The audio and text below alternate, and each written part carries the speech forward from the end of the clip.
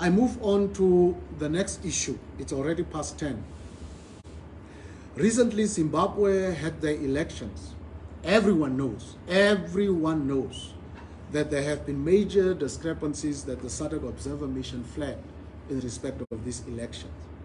From police arrest of members of public, from prohibition of public gatherings by certain political parties in the opposition, by voting delays, banning of rallies, and then a media that was so biased in favor of Zanu PF, and then of course the failure of the Electoral Commission to give the candidates and the parties the voters' roll on time.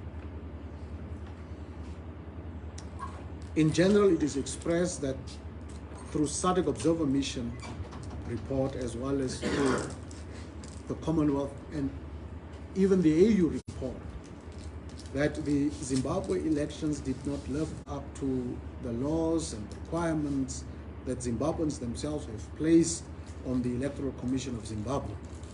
And yet, after the elections were conducted, with observers that objectively gave reports that this election was not free and fair, some leaders in the region kept on congratulating Zanu PF for its good elections. And we are wondering then, therefore, how President Kengo could deviate from his constitutional responsibility to allow another country, a SADC member, to break its own constitution, break its own laws, break its own promises and its own social contract, and conduct fraudulent elections and still congratulate this Zanu PF for its alleged victory. SADC has not yet done anything on this report, and now we are told that Zimbabwe wants to threaten Zambia and is using President Edgar Lunga to try to destabilize Zambia, simply because Zambia, being the chair of the Troika, was the chairperson also of the SADC Election Observer Mission. The question is, to what extent will SADC allow Zanu PF to mess this region up?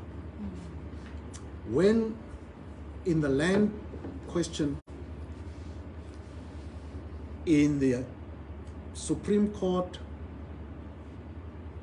which was not independent from Zanu PF and from the government, when they lost the case, or when Campbell lost the case, Mr. Campbell, who had land, lost the case, he appealed to the SADC tribunal based here in Windhoek on the taking of the land.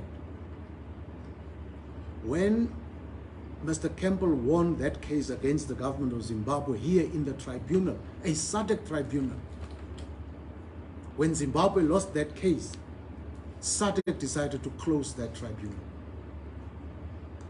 Heads of state.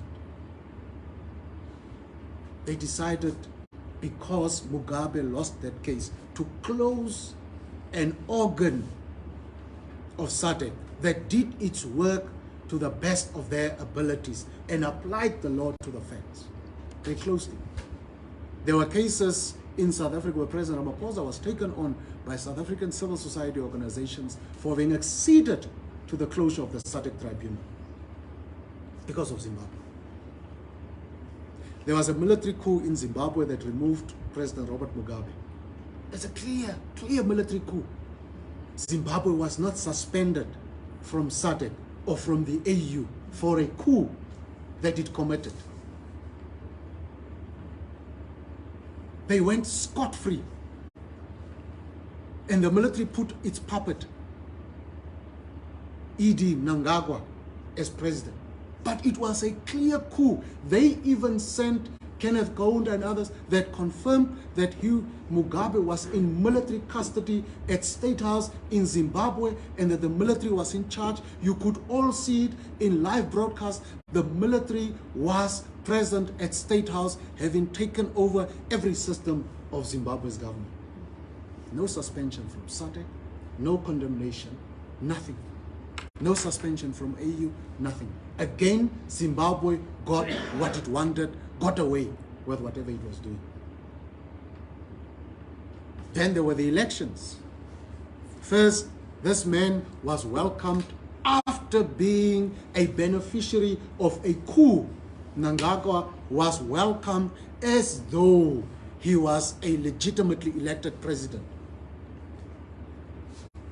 Not even the ambassador, the high commissioner here in South Africa or wherever was summoned to state houses in this region, or was even asked to go back until Zimbabwe sorts itself out.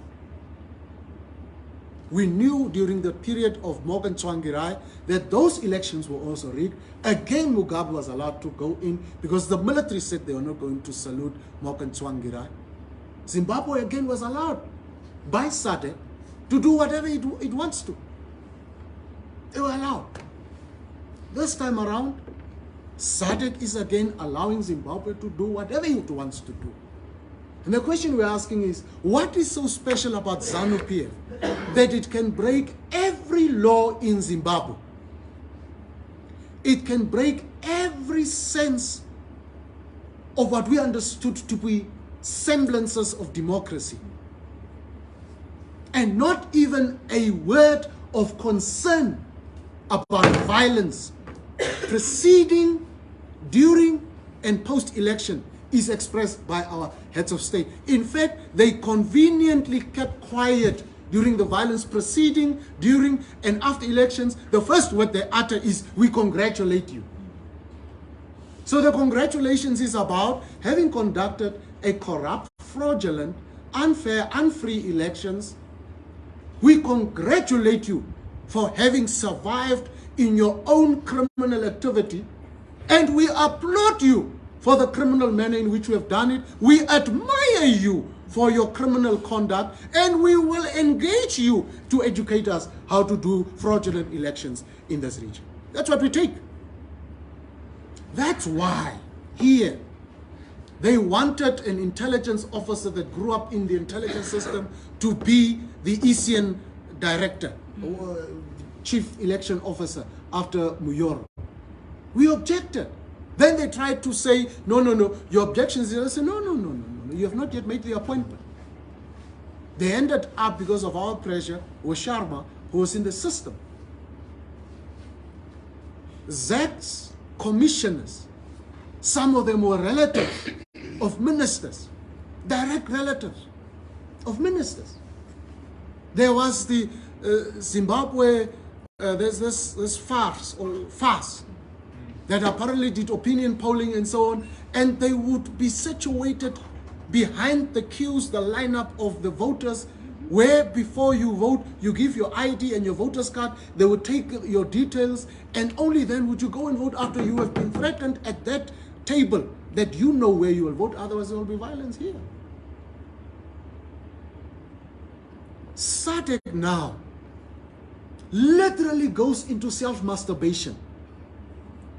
How do you send your own trusted institution, your own institution,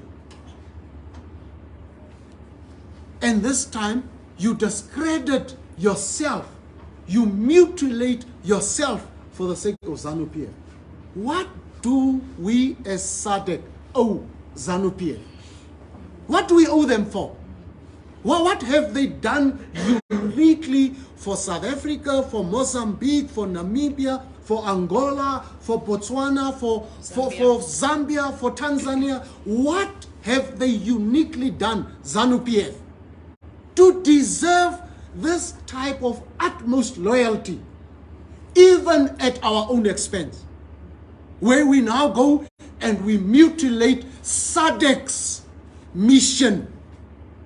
And then here in the parliament, I saw Anna Shiweda, the deputy minister of agriculture, even saying, no, that report by the SADC is an imperialist report. She made some comment like, I was just looking at this woman and thinking, where is the water for the people? Where's the water?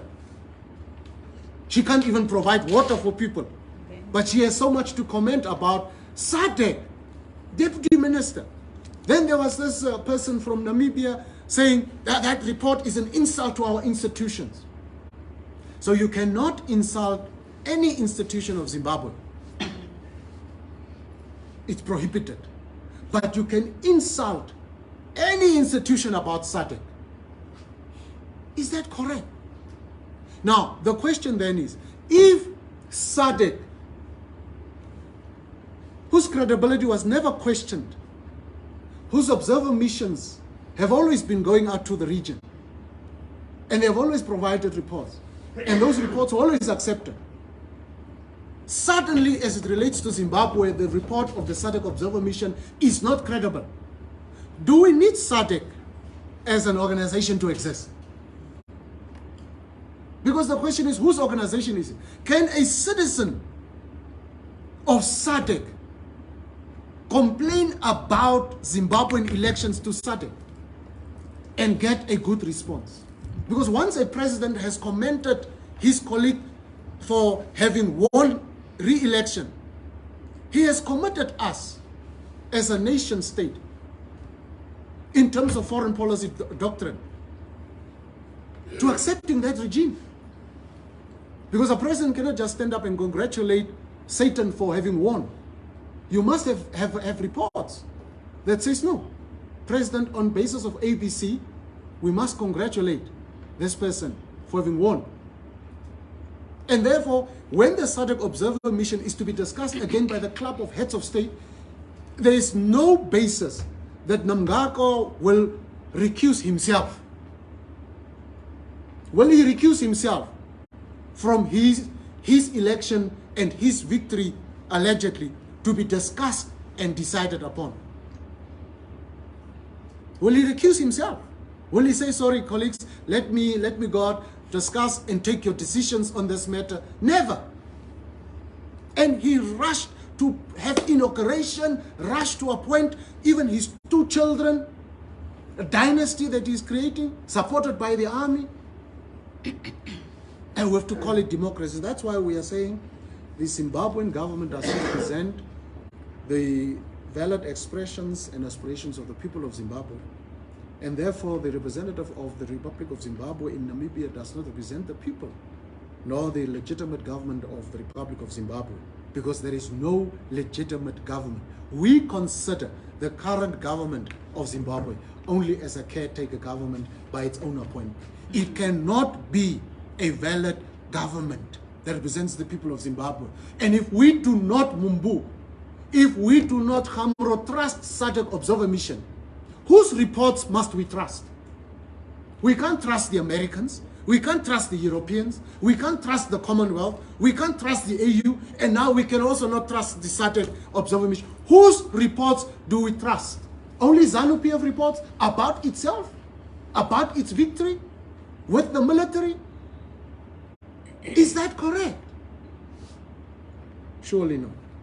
We therefore ask the president to send back the representative of Zimbabwe based here until processes of true democracy are begun.